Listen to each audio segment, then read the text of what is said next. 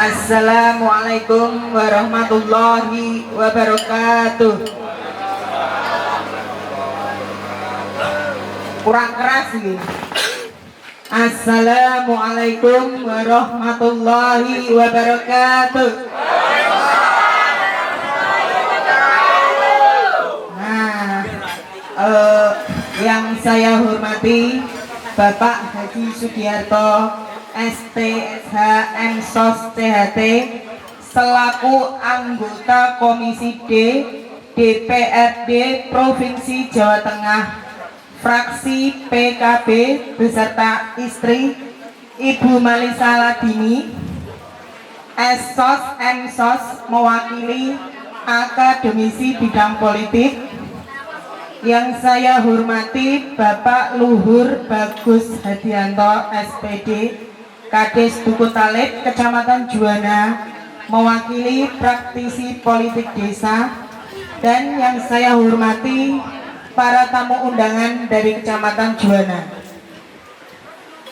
Pertama-tama marilah kita panjatkan puji syukur kehadirat Allah Subhanahu wa taala yang telah memberi kita nikmat kesehatan sehingga kita dapat berkumpul pada acara FGD Focus Group Discussion dengan tema peran sosial politik DPRD Provinsi Jawa Tengah bagi masyarakat dan pemerintahan desa. Yang kedua, sholawat dan salam marilah kita haturkan kepada Nabi junjungan kita Nabi Muhammad SAW yang kita tunggu-tunggu syafaatnya dari kiamat nanti. Selanjutnya saya selaku moderator akan membacakan susunan acara pada siang hari ini dalam rangka acara FGD. Acara yang pertama yaitu pembukaan, yang kedua menyanyikan lagu Indonesia Raya dan dilanjutkan dengan foto bersama. Yang ketiga sambutan dewan dan materi oleh Bapak Haji Sugiarto STSH MSOS CHT selaku anggota Komisi D Provinsi Jawa Tengah. Selanjutnya materi pembicara 1 oleh Ibu Malisa Ladini SOS MSOS mewakili akademisi bidang politik. Pembicara kedua oleh Bapak Luhur Bagus Hadianto SPD Kades Duku Talib Kecamatan Juwana Kabupaten Pati mewakili praktisi politik desa. Selanjutnya sesi tanya jawab dan penutup. memasuki acara yang pertama, yaitu pembukaan. Marilah kita buka dengan bacaan Al-Fatihah, surat Al-Fatihah. Acara selanjutnya menyanyikan lagu Indonesia Raya. Hadirin dimohon berdiri.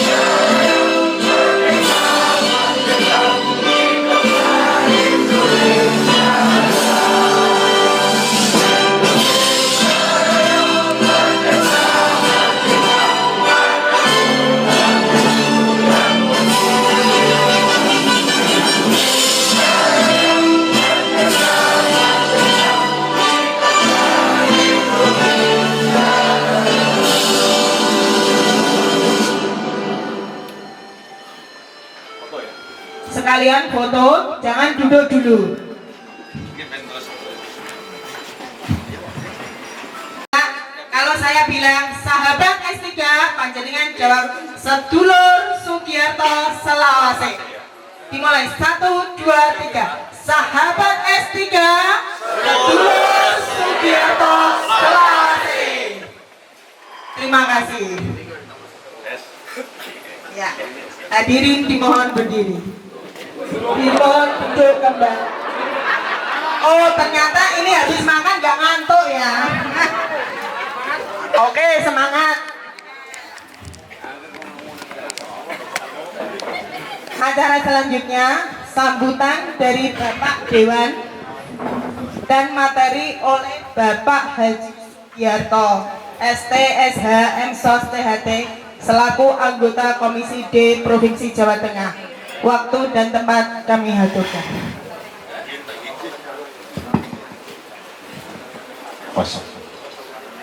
Bismillahirrahmanirrahim. Assalamualaikum warahmatullahi wabarakatuh. Mohon izin kali sebenarnya nggih kali ngadeg ben untuk akrab nggih. Sebagai awal pemula dan semangat, tangan mengepal ke atas. Sahabat S3 sedulur Sugiarto Selawase. Turun, tepuk tangan untuk kita semua. Bapak Ibu, alhamdulillahirobbilalamin, puji syukur pada Allah SWT atas segala kenikmatan dan kemurahan. Salawat dan salam kita aturkan kepada junjungan Nabi besar Muhammad SAW. Yang saya hormati, yang sangat-sangat hormati segenap pengecer di Kecamatan Juwana.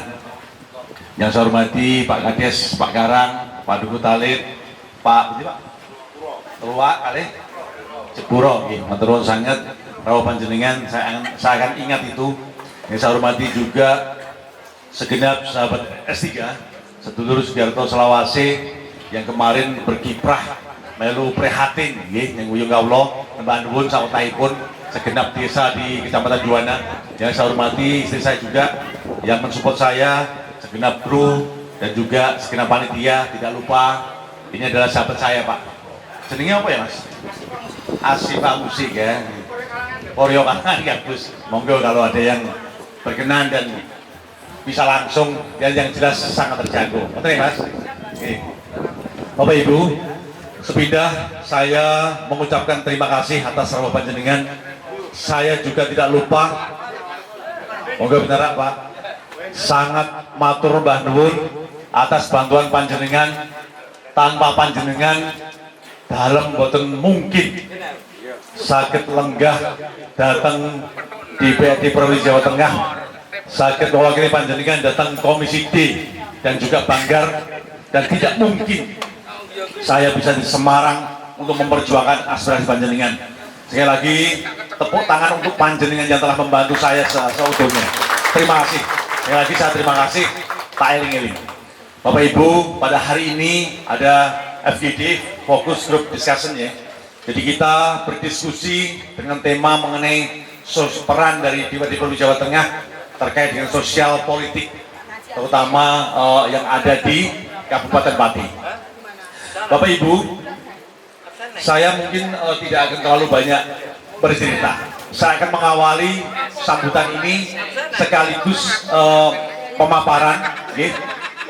Bapak Ibu mengantarkan saya ke Semarang, ke Provinsi Jawa Tengah. Tentunya panjenengan juga punya harapan yang besar terhadap saya. Intinya adalah panjenengan wis bantu kula, sudah membantu saya, dan sekarang perkenankan saatnya saya membantu panjenengan terkait mengambil hak-hak panjenengan yang ada di Provinsi Jawa Tengah untuk bisa turun di desa panjenengan, untuk bisa turun di keluarga panjenengan, dan untuk bisa turun di konstituen saya. Oke Pak. Dalam hal apa? Memang kita bekerja sesuai dengan komisi Bapak. Saya komisi D. Komisi D itu infrastruktur Pak. Infrastruktur, bangunan dan sebagainya. Tatkala saya belum dewan, saya dulu 14 dan 19 saya di provinsi. Saya sudah berjuang Pak. Pati itu 406 desa dan kelurahan. Saya membangun era itu 2014-2019 adalah 362 desa Pak, data yang ada di saya. Jadi nyaris meh roto rasa Pati. Karena itu saya akan mengulang momen itu. Saya akan mengulang momen itu. Sehingga fokus saya sekarang adalah bagaimana jalan provinsi Pati sampai ke Grobogan. Bagaimana jalan provinsi dari Pati sampai ke Tayu, sampai ke Jepara juga. Dan bagaimana saya juga akan masuk infrastruktur di desa-desa panjenengan. Panjenengan sudah rawuh ke sini.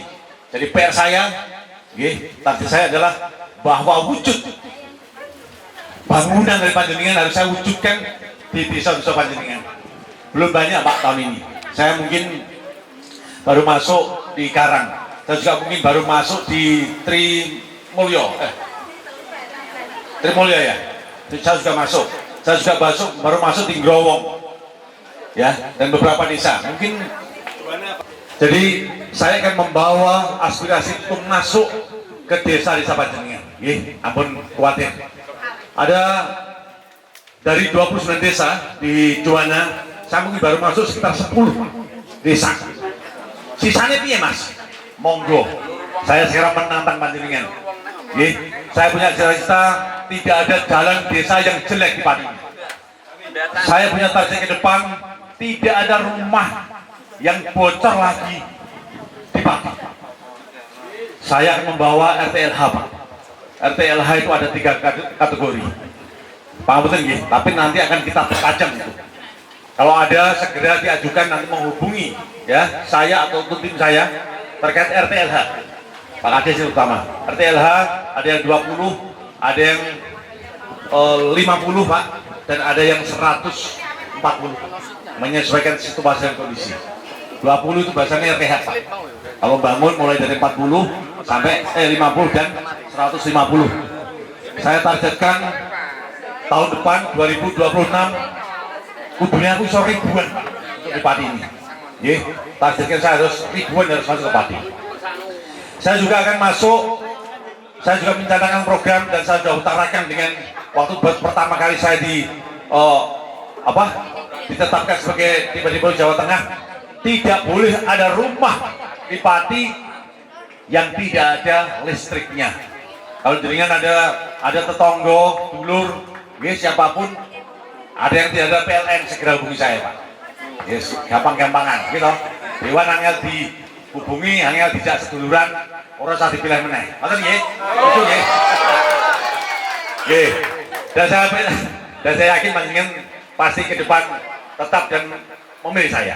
Bapak Ibu, acara hari ini saya kerjakan, saya nyaris baru kerja di DPR Provinsi Jawa Tengah baru sekitar 13-14 hari Pak.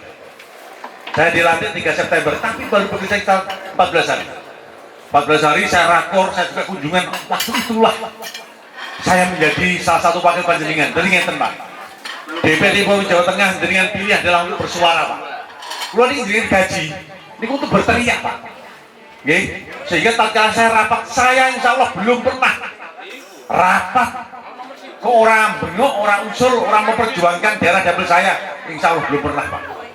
Karena saya digaji oleh negara, oleh pajak panjenengan, itu untuk berbicara, untuk menyampaikan aspirasi panjenengan. Jadi kalau dewan sih menang yo, dosa Pak nih.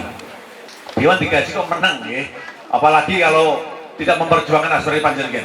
Tatkala sumpah saya pertama kali di sana disampaikan bahwa saya bersumpah waktu itu Pak akan memperjuangkan dengan sepenuhnya, dengan sebenar-benarnya untuk menyampaikan dan menyalurkan aspirasi masyarakat di dapil saya.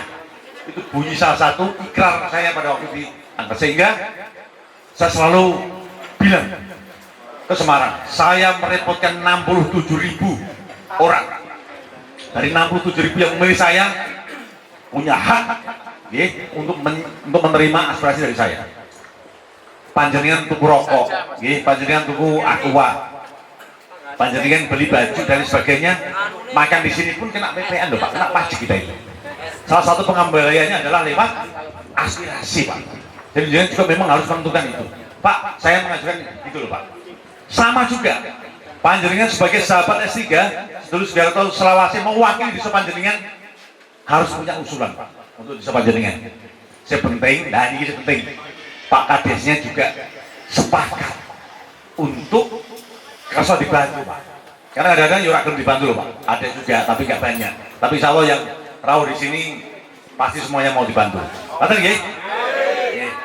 Saya sejak dulu 14-19 jujur Pak. Saya berkiprah di politik sejak 2000, praktis 2010 lah.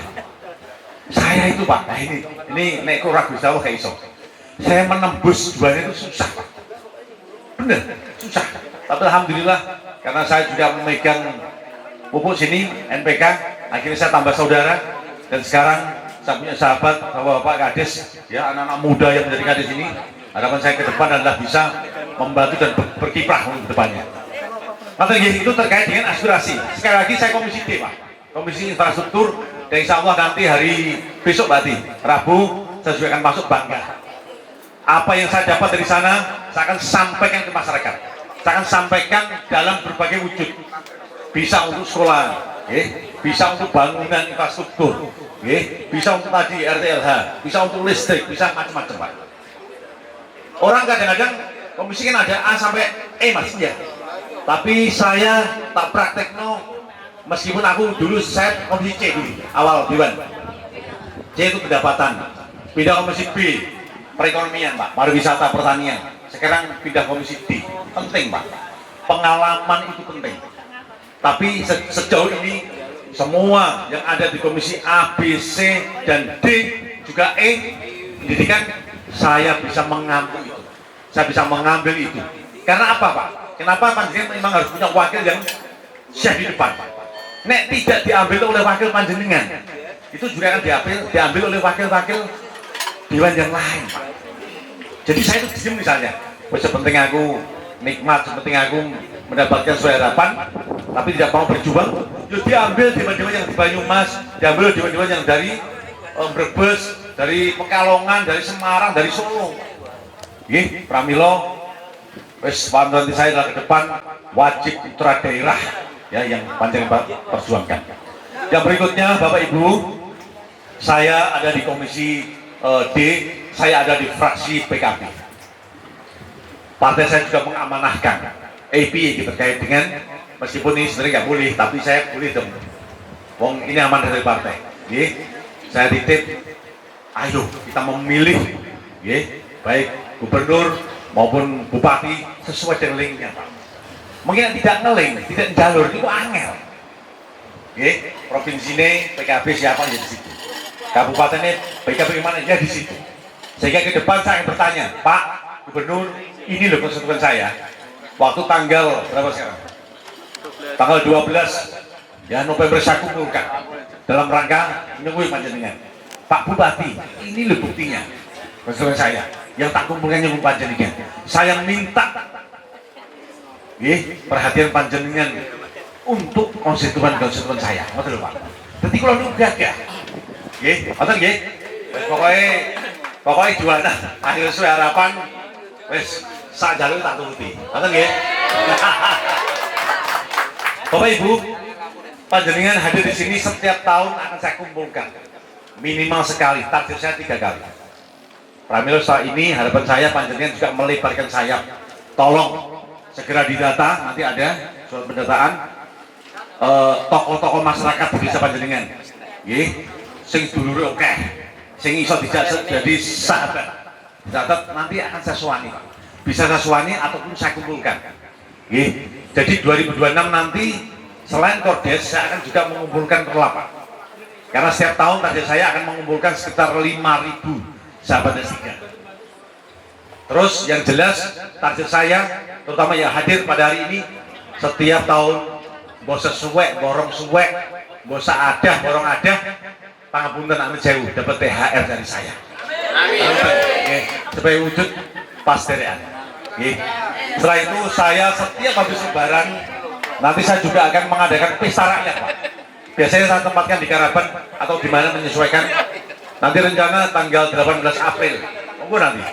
Nanti tak tulis ini adalah tempat untuk sahabat S3. Saya ada Adila. Untuk yang senang Adila. Saya ada Adila. Nanti saya juga ada rencana Syarif Zulfikar Basaiban dari Jawa Timur, guys. Ketua mana itu? Gus Muwafiq. Ada juga yang masih tentatif ini, Gus Yusuf Udori dan lain sebagainya.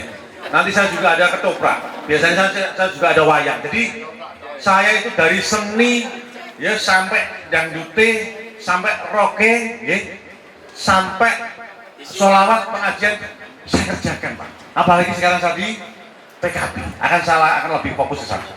Setuju ya? Biasanya coba tak sembelih sapi ya.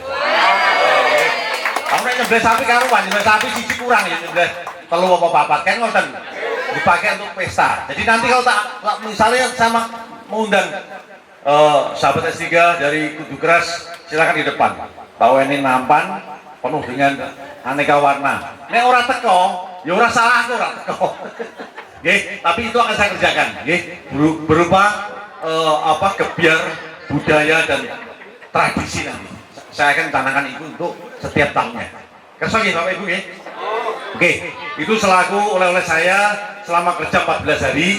Nanti akan ditambahkan nilai saya karena beliau adalah aktivis ya, pernah dosen juga di aktivis juga bidang politik, dan nanti Pak dari Pak Duku Talib juga akan menambahkan itu pengalaman beliau selama menjadi salah satu kontestan dan sebagainya di tingkat desa maupun kabupaten. Tapi mohon izin saya akan sedikit menyampaikan materi. Coba lihat apa? Ya, ada sedikit.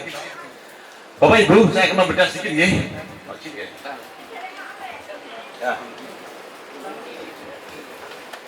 Ya, Bapak Ibu, saya ada 4 peran.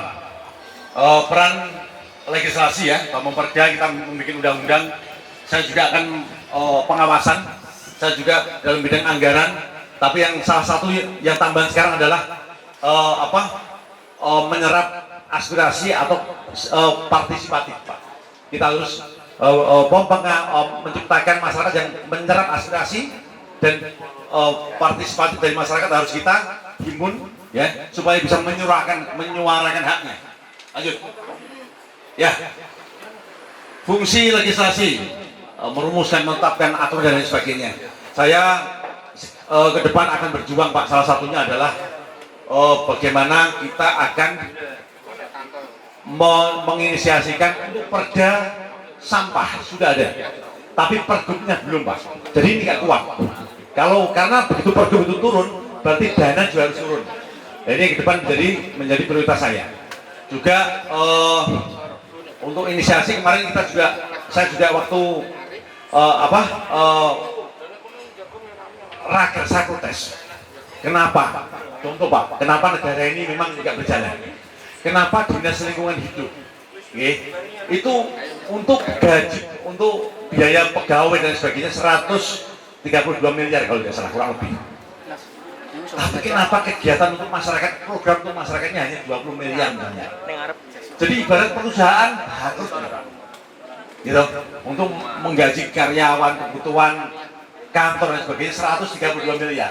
Tapi modal yang diputar itu hanya 20 miliar Pak.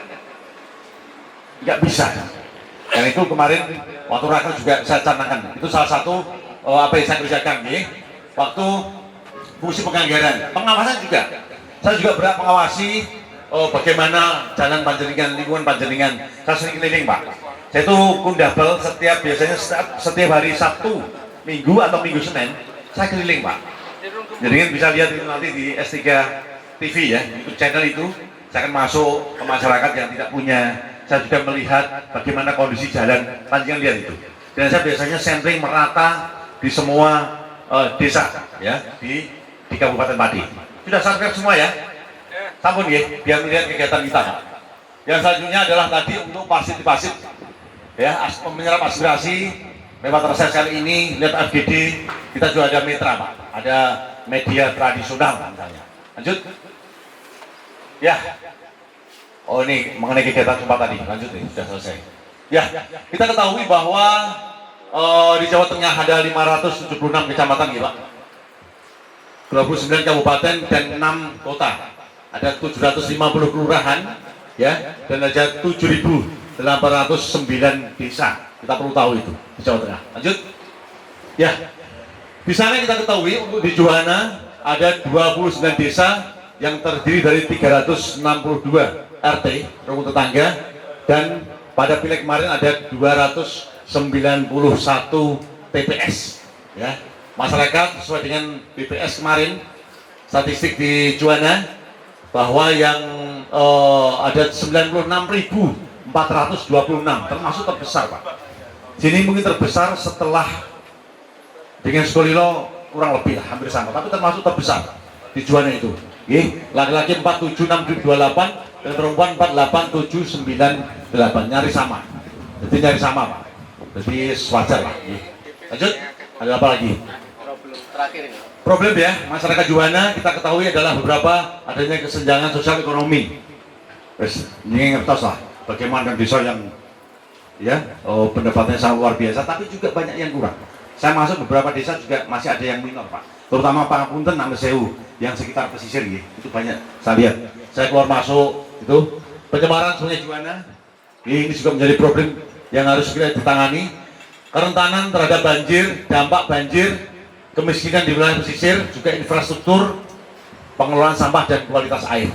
Kita sekarang menginisiasi untuk tahun ini, kita menginisiasi mengenai perda mengenai air permukaan, sehingga harapannya ya ada penjaminan bahwa air ini akan secara berkelanjutan ya bisa dimanfaatkan kesehatannya, kebersihannya, dan bisa kontinu Pak.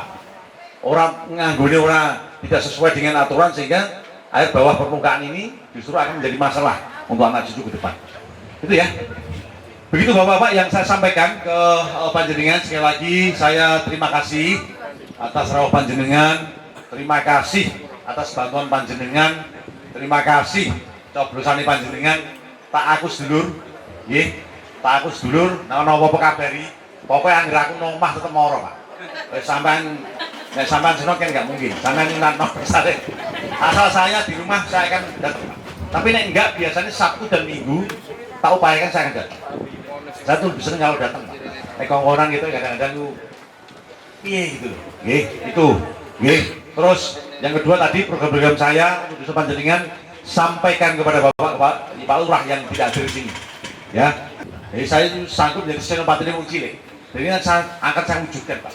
Nggih, sepenting menyesuaikan nggih. Menyesuaikan. Saya sudah terbuka. Demikian Bapak Ibu, nanti bisa dilanjut dengan tanya jawab dan berikutnya saya kembalikan ke MC Maturun. Wassalamualaikum warahmatullahi wabarakatuh. Waalaikumsalam warahmatullahi wabarakatuh. Terima kasih kepada Bapak Haji Sugiarto atas materinya. Selanjutnya pembicara oleh Ibu Malisa Ladini, Esos Emsos, mewakili akademisi bidang politik. Waktu dan tempat kami persilahkan. Assalamualaikum warahmatullahi wabarakatuh. Waalaikumsalam warahmatullahi wabarakatuh. Yang terhormat Bapak Haji Sugiarto ST SH Emsos CHT selaku Komisi D, anggota Komisi D DPRD Provinsi Jawa Tengah dari fraksi PKB. Beliau adalah suami saya, guru kita semua. Tepuk tangan.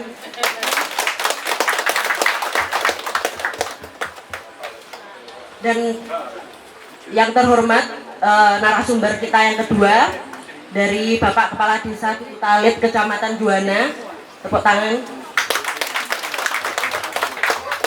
Dan yang saya banggakan semua, sahabat S3 sedulur Sugiarto Selawase Kecamatan Juwana. Bapak Ibu, mungkin di sini ada yang sudah sebagian besar tim lama yang terdiri dari para pengecer, kemudian yang sebelumnya sudah, terus kemudian ada yang tambahan juga dari Pak Kades sekarang.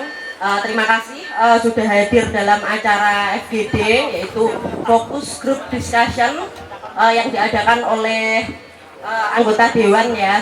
Itu acaranya itu memang bergilir Bu, Mas, dalam artian selalu ada gitu loh. Jadi memang ini yang pertama kita awali di Kecamatan Juwana.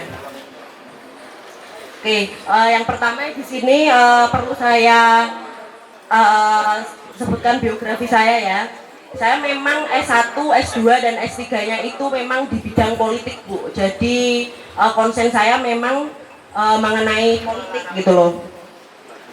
Jadi saya istilahnya bicara kapasitasnya bukan sebagai istri gitu loh, tapi memang sebagai kapabel, sebagai akademisi, kemudian peneliti, juga aktivis, juga istilahnya praktisi di bidang politik. Yang pertama ini yang saya ambil tema memang merawat demokrasi sebagai penguatan partisipasi politik di tingkat desa. Mungkin di sini Bapak Ibu sudah banyak yang tahu dan sering bicara soal demokrasi. Mesti kan anak-anak muda zaman sekarang kan banyak yang ngomong orang tua saya nggak demokratis atau orang tua saya sudah demokratis gitu. Apa Pak Kades kurang demokratis gitu loh. Sebenarnya demokratis itu apa? Demokrasi itu berasal dari istilah katanya ya, itu dari bahasa Yunani yang artinya demos, itu artinya kekuasaan, demos itu artinya rakyat, dan kratos itu adalah kekuasaan. Jadi demokrasi itu adalah kekuasaan yang berada di tangan rakyat. Udah pinter-pinter. Terus banyak orang yang udah ngomong slogannya kan demokrasi itu apa? Demokrasi itu adalah ketika sebuah kekuasaan itu ada oleh rakyat, dari rakyat dan untuk rakyat. Itu pertama kali yang mempidatokan adalah ahli demokrasi di dunia dari Amerika. Itu namanya Abraham Lincoln, Bapak Ibu. Lanjut, sebelum masuk ke demokrasi desa ya, perlu saya biar istilahnya tambah ilmu lah, maksudnya tambah sharing ilmu gitu ya Bu ya. Jadi demokrasi itu kok bisa tercipta demokrasi dari mana Bapak Ibu? Kalau menurut teori Polybius, seorang ahli atau filsuf di bidang politik dan pemerintahan dari Yunani kuno, itu setiap negara yang demokrasi itu berasal dari negara yang awalnya adalah monarki atau Indonesia itu kan dulunya kerajaan Bapak Ibu. Kayak negara-negara lain yang dulunya demokrasi itu dulunya mesti kerajaan secara sejarahnya ya kan.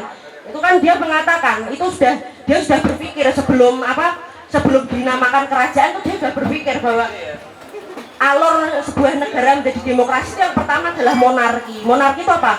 Ketika negara dikuasai oleh satu orang.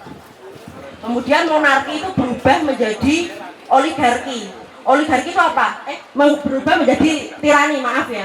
Jadi tiran. Kenapa banyak orang yang mengatakan Orde Lama itu tiran? Karena orang satu itu yang berkuasa itu dianggap buruk gitu loh. Jadi akhirnya berubahlah dia menjadi oligarki. Oligarki itu apa? Negara yang dikuasai oleh sekelompok orang yang baik dalam konteks ini gitu loh. Kemudian ketika berjalannya berangsur-angsur sebuah kekuasaan itu berkuasa terus menerus, akhirnya cenderung buruk. Artinya makanya disebut pertamanya aristokrasi gitu loh. Yang tadi maaf ya, itu aristokrasi yang baik, terus berubah jadi buruk jadi oligarki, terus berubah lagi jadi demokrasi. Kalau demokrasi ini terus bertahan bisa stabil ya terus gitu loh. Tapi kalau misalkan nggak bisa stabil, misalkan chaos gitu loh, itu namanya mau birokrasi kayak di negara Uni Soviet itu loh Bapak Ibu. Jadi pemerintahannya itu runtuh gitu loh karena sudah tidak percaya lagi sama negara. Jadi masyarakat sudah apatis gitu loh. Jadi jangan sampai kita Bapak Ibu itu memiliki sikap yang apatis terhadap politik, karena memang politik itu adalah kehidupan sehari-hari kita seperti itu. Lanjut Bapak Ibu. Terus jenis pemerintahan apa Mbak yang paling ideal? Apa Bu yang paling ideal gitu loh? Kalau dari segi ilmu, dari segi praktis, kemudian dari segi hasil, demokrasi yang paling baik gitu loh. Karena memang kekuasaan itu tadi berasal dari rakyat, untuk rakyat dan oleh rakyat. Terus konteks demokrasinya apa Bapak Ibu? Misalkan kayak banyak orang demokrasi itu apa? Itu kan bebas berpendapat Mbak, bebas berpendapat Bu, kayak gitu ya. Benar, memang itu persnya bebas, kemudian ada kesetaraan gender. Jadi sekarang zaman dulu itu perempuan nggak boleh sekolah, sekarang sama gitu. Terus minoritas, jadi nggak ada bicara istilahnya kita bicara sara gitu kan nggak boleh, istilahnya kita harus istilahnya sama seperti itu. Terus lanjut, negara itu bisa dikatakan negara yang demokrasi yang seperti apa?